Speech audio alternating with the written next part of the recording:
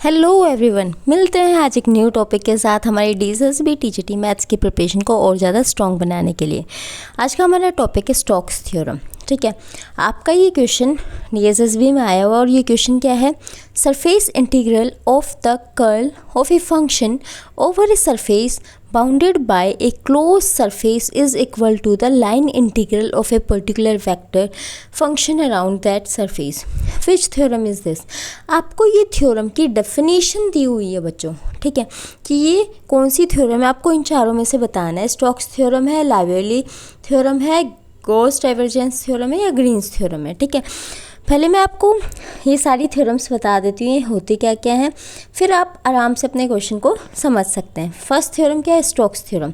Stokes theorem क्या है हमारे पास, जो हमारे पास लीनियर इंटीग्रल है किसी भी पर्टिकुलर वेक्टर फंक्शन का, एफ हमारे पास वेक्टर फंक्शन है, उसका जो लीनियर इंटीग्रल है अराउंड दैट सरफेस वो क्या है हमारे पास, वो किसके इक्वल होगा, surface integral. Surface integral S हमारा है of the curl of a function, मतलब जो भी हमारे पास वेक्टर फंक्शन है उसका कर्ल लिया है उसके सरफेस इंटीग्रल के हमारे पास वो क्या होगा, इक्वल होगा। ठीक है, ये क्या है हमारी स्टोक्स थ्योरम है। मीन्स लीनियर इंटीग्रल है किसी भी वेक्टर फंक्शन का is equal to the surface integral of curl of that function. ठीक है, ये हमारे पास क्या है, स्टोक्स थ्योरम है। फिर लाइवली थ्योरम। लाइवली थ्योरम क्या कहती है, अगर कोई भी entire function F of Z अगर हम उसको बाउंडेड करते हैं for all values of Z की सब वैल्यूज़ के लिए, then it is constant function. तो वो हमारे पास क्या होगा, कांस्टेंट फंक्शन होगा बच्चों। कहने का मतलब है कि अगर हमने एफ ऑफ जेड ले लिया, ठीक है, तो एफ ऑफ जेड सपोज हमने लेस देन के लिए, तो हमने इसको क्या कर दिया, बाउंड कर दिया है जेड की सब वैल्यूज़ के लिए कि ये हमेशा क्या होगा, लेस देन के ही होगा। तो आप के की वैल्यू कुछ भी रखो, सॉरी जेड की वैल्यू कुछ भी रखो, 0 1 2 3 एंड सो ऑन, वो हमेशा एफ ऑफ जेड क्या आएगा, एक कांस्टेंट फंक्शन के ही आएगा हमारे पास। ठीक है, ये क्या है, लाइवली थ्योरम है। थर्ड क्या है, Gauss divergence theorem.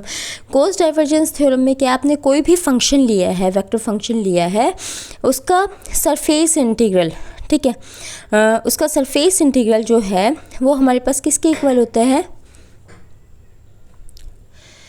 Surface integral का जो है नॉर्मल के साथ जो है डॉट प्रोडक्ट वो किसके इक्वल होगा, वॉल्यूम इंटीग्रल होगा हमारा उस फंक्शन के डाइवर्जेंस के साथ। उसका हमें डाइवर्जेंस लेना है इसमें। ठीक है, कर्ल और डाइवर्जेंस मैंने आपको अच्छे से पहले की वीडियोस में बता दिए। डाइवर्जेंस में हम क्या लेते हैं, डॉट प्रोडक्ट लेते हैं। कर्ल में क्या लेते हैं, हम क्रॉस प्रोडक्ट लेते हैं। ठीक है, ये हमारे पास क्या है, सरफेस इंटीग्रल को वॉल्यूम इंटीग्रल में कन्वर्ट करना होता है। ये गॉस डाइवर्जेंस थ्योरम है, तो आपको इनमें कंफ्यूज नहीं होना है कभी भी। फिर क्या हमारा ग्रीन्स थ्योरम। ग्रीन्स थ्योरम क्या होती है, अगर एम एन कोई भी हमारे पास एक्स और वाई वेरिएबल की फंक्शन है एंड देयर पार्शियल डेरिवेटिव को हम डेल बाय डेल वाई से शो करते हैं, डेल बाय डेल एक्स से करते हैं।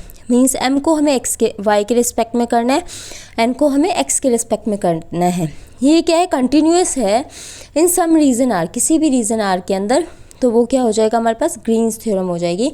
Means M D X plus N D Y, इसका लीनियर इंटीग्रल किसके इक्वल होगा, किसी भी रीजन के ऊपर कंटिन्यूस होगा हमारा del N by del X, N का हमें पार्शियल डेरिवेटिव करना एक्स के रिस्पेक्ट में, minus del M by del Y, इसका हमें इंटीग्रल, इसका हमें डिफ्रेंशिएशन करना है, पार्शियल डिफ्रेंशिएशन वाई के रिस्पेक्ट में डी एक्स डी वाई। ठीक है, तो ये हमारे पास क्या है, ग्रीन्स थ्योरम। मीन्स ये दोनों जब हम निकाल के देखेंगे, सोल्व करके देखेंगे, तो ये क्या होने चाहिए, हमारे इक्वल होने चाहिए।